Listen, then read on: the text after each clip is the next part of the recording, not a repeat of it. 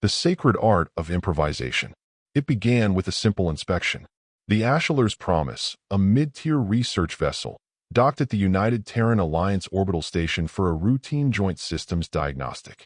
As part of the exchange agreement, one human technician was permitted to assist the Ashler engineering team. The aliens had reservations, of course. Humans were notorious for their unsanctioned modifications. But protocol demanded cultural exchange, so they gritted their mandibles and agreed. Chief Systems Analyst Threxel of the Third Circuit Quadrant stepped into Engineering Bay 4 with a data pad clutched tightly in one claw. What greeted him should have been a war crime.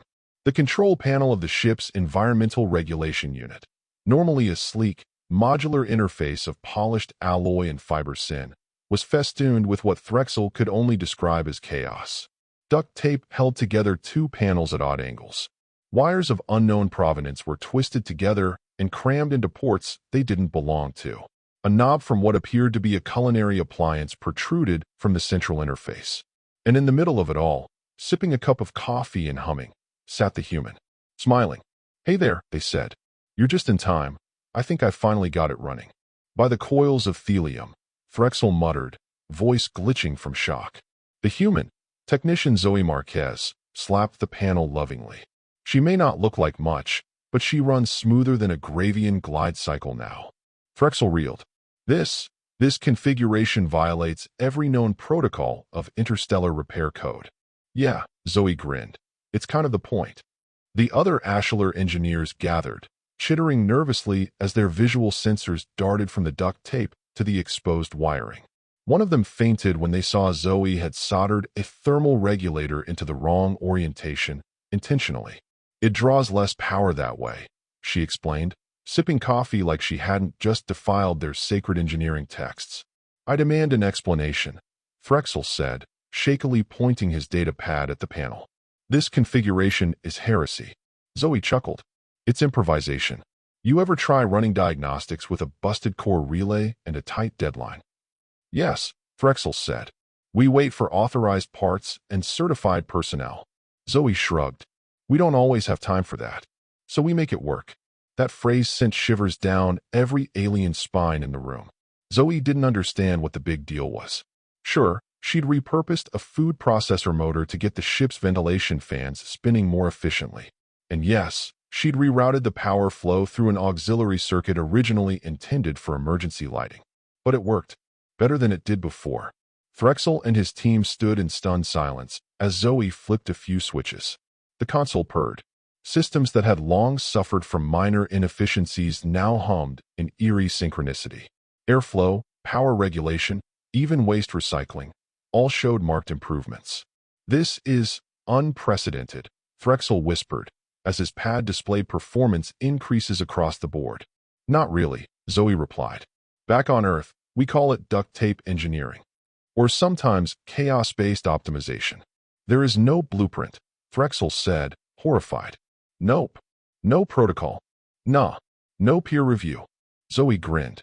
"The only peer I need is that one guy who said, 'You'll never get that thing running again.'" Threxel was forced to sit. His legs no longer worked. The sacred order of logic and function had been thrown into disarray by coffee-stained ingenuity. He had no choice. He began to take notes. The next day, Zoe found herself under gentle but relentless surveillance. Every move she made, every twist of wire, every scribbled diagram on a napkin, was documented by a dozen Ashler engineers. They'd started referring to her modifications as the improvised codex. A junior analyst had even tried building a shrine to her wrench. Zoe found it all a little weird, but also hilarious.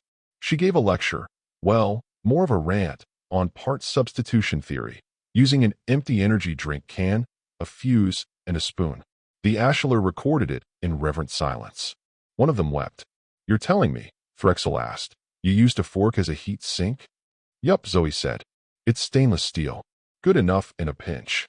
And it did not explode. Not even once.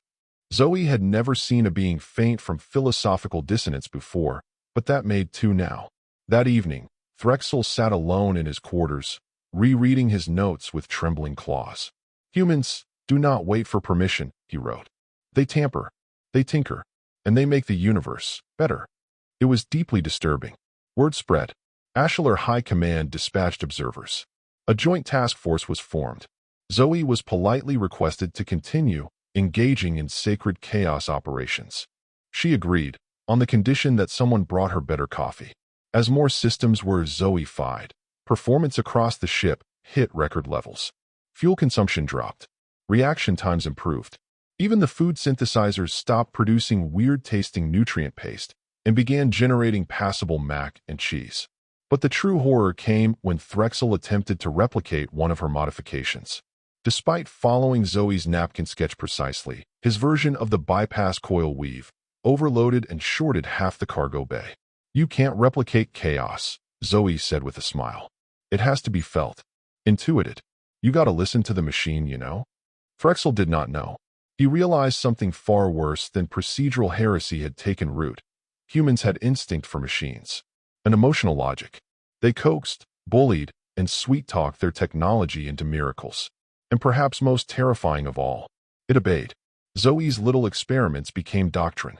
Junior engineers began using cable ties where none were approved. One installed a beverage cooler next to a cooling junction to help regulate thermal mood. The ship's captain, unaware, praised the improved engine performance. The High Ashular Engineering Guild sent a formal complaint. Unauthorized spiritual corruption of structural sanctity. Zoe framed it. Meanwhile, Threxel underwent a transformation. His once pristine toolkit was replaced with a mixed bag of Earth-human gadgets. He carried duct tape like a talisman. He even tried coffee. It did not agree with his biology. But the spirit of the thing, he insisted, was important. Still, the Ashular were split. Half wanted to purge the ship of human tech heresy. The other half believed they were witnessing a holy evolution. Tensions peaked when someone built a mini-fridge into a cryoregulator and actually improved its efficiency. The captain, at last, intervened. "If the ship runs better," she said dryly, "we're keeping the fridge." That was the moment the Ashular began referring to Zoe as the artisan of entropic harmony. Zoe just called it winging it. When the Ashular's promise departed the Terran station, it did so faster, leaner, and with less noise than ever before. It also did so with half a blender motor running life support, 3 modified toaster coils maintaining heat regulation, and at least 4 systems operating on pure human stubbornness. Zoe waved them off with a grin and an oil-stained hand. Later, Threxel submitted a paper titled The Sacred Art of Improvisation, a study in human intuition-based engineering. It was ridiculed, banned, and then quietly adopted by the Guild's internal Black Ops think tank. Within 5 years, a small contingent of Ashular ships began incorporating experimental human methodologies. Their designs became more resilient, more adaptive, messier, but better. Zoe, unaware of her accidental revolution, returned home and fixed her microwave with a hairpin and a bit of gum. She didn't think much of it. But halfway across the galaxy, blueprints were rewritten, protocols revised, and in hushed tones, among engineers both organic and synthetic, a new law was spoken. When all else fails, ask the human what they'd duct tape next.